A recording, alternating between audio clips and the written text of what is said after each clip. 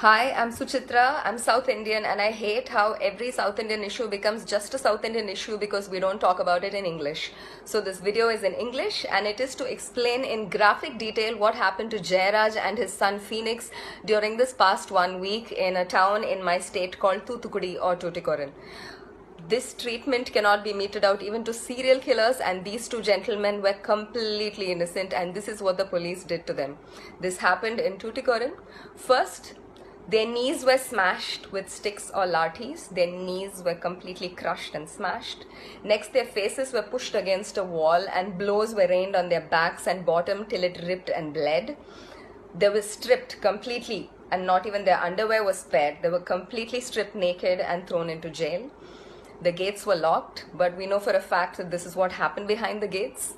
They were taken to a spot where there were no CCTV cameras, and steel-tipped wooden lathis or batons or sticks, batons or sticks were shoved up their buttholes several times. And there was also a great deal of torture and damage inflicted on their genitalia, because eyewitnesses of the body have stated, they've said that both the genital region and the backside were completely ripped and mangled.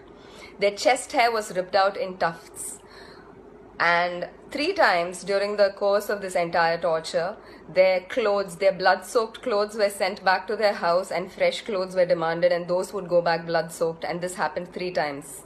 After a phony trial with a magistrate, this was arranged by the police, the two were taken back into custody, and 2 days later they've been pronounced dead due to heart failure and fever. These were hardworking, lower middle class, Tamil speaking people. You're not. Please tell their story or share this one. Right now, 2 cops have been suspended and a few have been transferred. That's not the solution, and that's not the answer, and that is not justice.